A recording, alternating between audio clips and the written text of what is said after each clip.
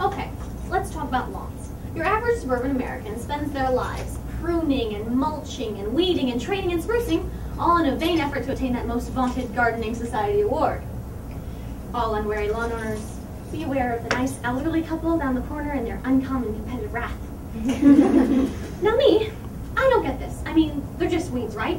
They're just like grass, except they pop up everywhere you don't want them, like mushrooms after the rain. But a patch of white clover looks just the same as a patch of St. Augustine. Unfortunately for my father, I follow through with this and cultivate weeds in our yard. Sometimes I go really out there and I transplant particularly desirable weeds from my neighbor's yard into ours. This has raised a few eyebrows. So, I love to wildcraft, and before you're wondering what game I spend my time burning the midnight oil at, let me disabuse you of the notion. It means that I take time to notice and appreciate the plants I trample on when I walk outside. In fact, I've made an altar to their devotion, better known as my shelf. Enter at your own risk. I have everything from horse mint to ginkgo and occasionally shepherd's birch, which we have never used. My family is very prone to nosebleeds. If you need it, call me or something. I use them for medicinal, edible, sometimes simply aesthetic purposes, and I figured I'd share a few of the more common with you. Let's start with something we can all appreciate, the Texas dandelion. This hardy little plant, it's good in salads, or the root can be boiled and peeled like a root vegetable for like parsnips or something. Or it can be dried, roasted, and used as a cheaper coffee substitute. It's actually not that bad, surprisingly. The plant is very high in nutrients and minerals, so it's a good tonic. It's good for fatigue, nausea, and bad acne. This is Indian strawberry, not to be confused with wild strawberry. These little red fruits have only 3% sugar. It tastes about like grass, to be polite.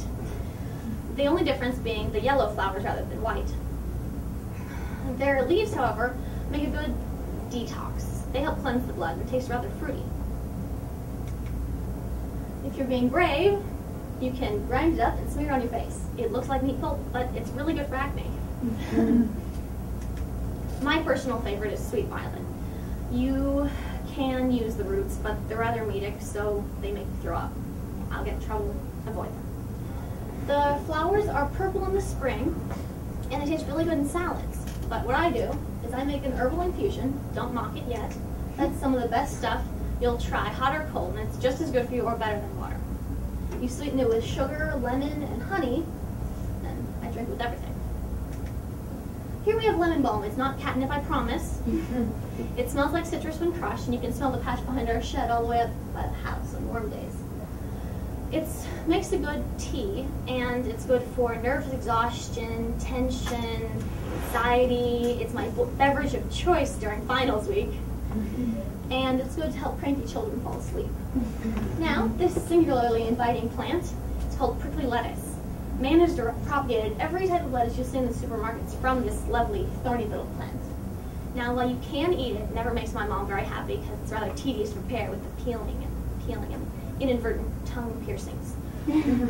But if you're really brave, then you can use the really youngest leaves in fresh salads or blanch them for about 10 minutes and eat it like you would spinach. Now, interestingly, this plant was once called wild opium. This is because there is a very powerful tranquilizing and pain-deadening effect derived from the sap. Don't try that at home. It's not safe. But perfectly harmless is a tincture of the dried leaf matter, which is just a gentle sleep aid for mild pains, arthritis, and the like. That's why Beatrix Potter's bunny rabbits in the stories, when they steal the old man's lettuce, fall asleep and get their fluffy tails chopped off. So, the next time you're walking around your yard and you see a particularly interesting plant, remember that for the most part they're harmless. It's the grasses that you have to be careful of. Some of them are actually poisonous. It's the white umbral plants are the only really ones you want to avoid because half the time they're water hemlock. That can be rather dangerous. So what I found is that when I'm walking around, I tend to walk like this. I walk around like this so you can see the plants. And it always makes fun of me because I have been known to miss really obvious things like deer and whatnot when we're hiking. Yeah, I have been known to trip and fall, but never too badly into breaking bones. It's always interesting to go outside your home to wildcraft, because you'll find things from the most strange to the most wonderful. Little tiny plants like wild pipe, which look like fungus, but they're not. They're actually chlorophyll-less plants. They're white, and they work like fungus, but they're plants. Kind of interesting. Just a random fact. And always keep your eye out for this. Bend down, smell the roses. They'll clear that head cold. And right back into the forward. That's the end.